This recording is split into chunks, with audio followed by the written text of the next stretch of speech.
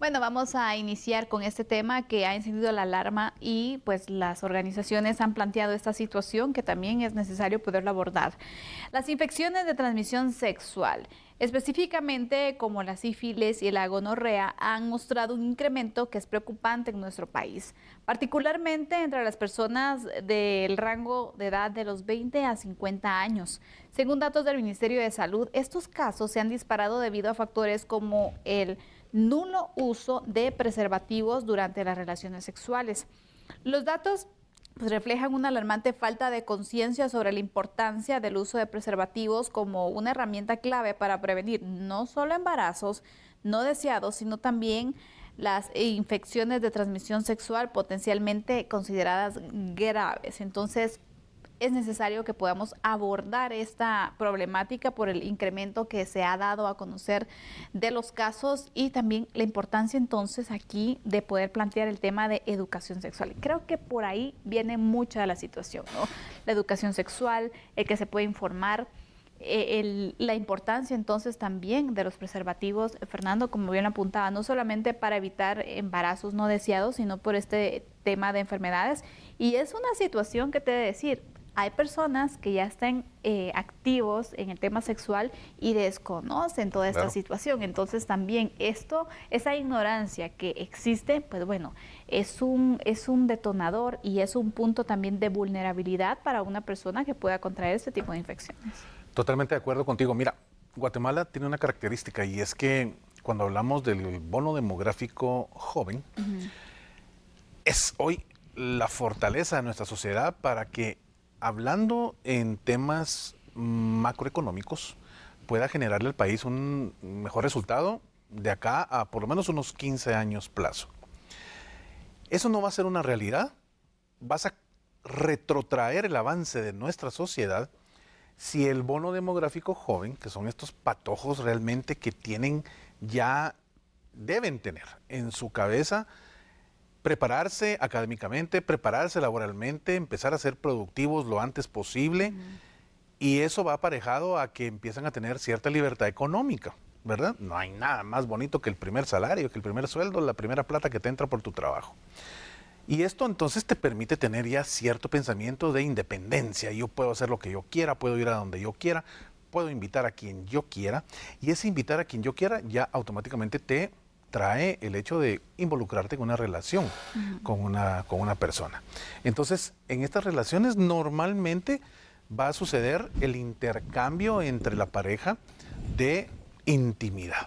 Y en esos momentos de intimidad, ojo, ahí si no hay una educación sexual previa, tanto para la mujer como para el hombre, te puedo asegurar que de cada 100 casos, 90 al menos, embarazo en el primer contacto sexual. Así de simple. ¿Y esto qué sucede? Trae consigo, no te voy a hablar de truncar futuro, porque nuestra generación anterior, papá y mamá, abuelos, decían, no vayas a embarazar a la novia porque te paseaste en tu vida. No es eso. Lo que sucede es que frenas el avance de etapas en tu vida en donde tenés que prepararte académicamente, terminar una carrera, empezar un trabajo, desarrollarte. Y si empiezas con familia muy joven, obviamente vas a tener que sacar la cara por ese niño, esa niña que nace. Y si tú tienes una corta edad, como sucede en Guatemala, aquí en Guatemala la estadística es niñas teniendo niñas, ¿sí? Y va a suceder que realmente vas a frenar mucho el avance de tu vida. A eso súmale que si no tienes una educación sexual adecuada y no conoces nada sobre las infecciones de transmisión sexual, que te digo, te cuento, en mi época se llamaban ETS, enfermedades de transmisión sexual. Indistintamente son sinónimos, es lo mismo. Y si ese niño, ese adolescente, no creció con una comunicación abierta con quienes le educaron, papá, mamá, abuelo, abuela, tía, tío, quien haya sido, y no hay una comunicación enfocada a que ese adolescente conozca, tenga realmente el concepto de qué significa ser responsable sexualmente, puede traerte enfermedades que acaban con tu vida, acaban con tu futuro y pueden acabar con todo tu núcleo familiar. Así que son de vital importancia estos programas que se enfocan realmente a mostrar la realidad de la vida del ser humano, hombres y mujeres. Si no te proteges, si tienes relaciones sin protección, sin esa figura tan importante de la profilaxis, así es como se llama, te digo, puedes, no solo, si es un embarazo, bueno, es un embarazo normalmente no deseado y tienes que sacar la cara por el bebé. Pero si viene una enfermedad de transmisión sexual, te digo, tu vida literalmente pende de un hilo. Así, efectivamente, porque también se da aumento en los casos de VIH-Sida, ¿no? Que también es una forma de transmisión por medio de relaciones sífilis, gonorrea, Exactamente, y estas dos que, pues, las que tú has mencionado, pues, las que han aumentado, pues, los casos también, ¿no? Entonces, por eso es el llamado. Pero mira, el punto aquí es que el tema de la sexualidad sigue siendo un tabú a estas alturas. Totalmente. Es un tema que a veces los padres no lo abordan porque dicen, no, hombre, es que para qué les voy a dar ideas. El hecho que tú no lo hables no significa que no le va a dar curiosidad al joven. Y que lo va a aprender en la calle. Y de una forma errónea. Entonces, no es lo mismo. En el sistema educativo, ni digamos, ¿no? Los padres de familia, bueno, si se dan clases de dándoles temas, hablar siquiera de enfermedades o infecciones de transmisión sexual, situaciones de prevención, de protección, por ejemplo, Dios mío, entonces no se está preparado todavía, pero es un tema que sin duda se tiene que ir cambiando el chip porque es una realidad en la que se está viviendo. Nuestros jóvenes están aprendiendo, se están informando a veces incluso de forma errónea por medio de otros canales, de otras personas, porque obviamente las personas de confianza de ellos no se abren a estos temas que sí se debería de conocer, ¿no? A veces los jóvenes ni siquiera, imagínate, tal vez dirán, bueno, solamente te previene de un embarazo, ¿no? Pero vamos a ver aquí, probablemente no pasa nada, pero no saben entonces las consecuencias también con las infecciones de transmisión sexual. Entonces hay mucho desconocimiento del tema.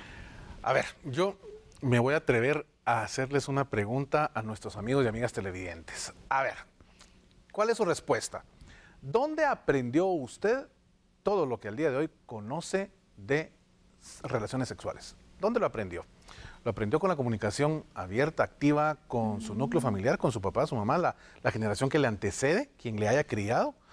¿O fue una charla que normalmente usted tuvo con sus amigos, con sus amigas en aquella época cuando eran adolescentes? Y ahí entre todos se fueron generando la información, buscando revistas, buscando artículos periodísticos, qué sé yo.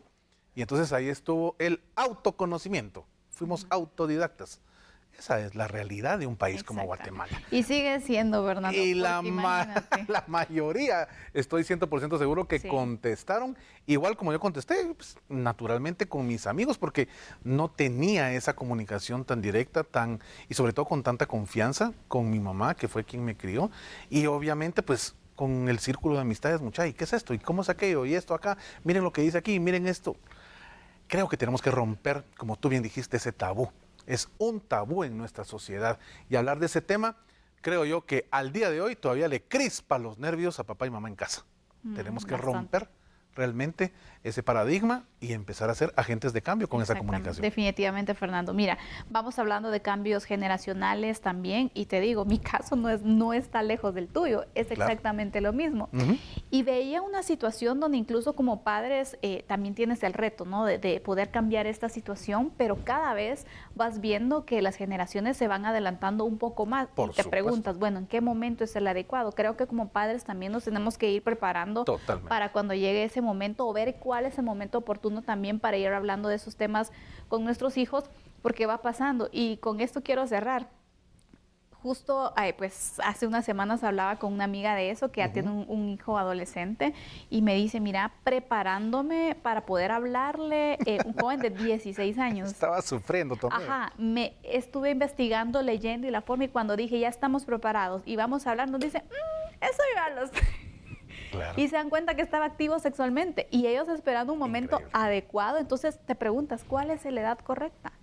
Mira, es un gran reto para los padres. Yo te voy a decir una cosa. Lo que tu amiga hizo muy bien, se puso a investigar, se puso a ver, esta herramienta hoy tiene información poderosísima para que papá y mamá pueda utilizarla de una manera didácticamente hablando muy positiva. Entonces hay que buscar la mejor literatura, la mejor información de profesionales que nos puedan guiar para poder generarles conocimiento a nuestros hijos e hijas. Así que es responsabilidad casi que al 100% de papá y mamá. Así es, entonces es un tema que se tiene que hablar porque ya saben, entonces los casos van en aumento y es importante también proteger entonces a los nuestros, ¿no? De este tipo de infecciones. Así es.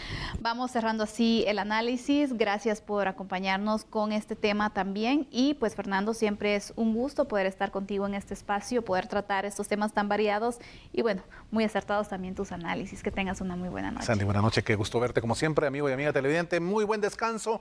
Gracias infinitas por preferirnos a esta hora de 9 a 10. A la medida, lo hacemos para ustedes. Buena noche y nos vemos mañana. Todavía tenemos a la medida, por supuesto, acá. Y en TN23 le esperamos con los brazos abiertos.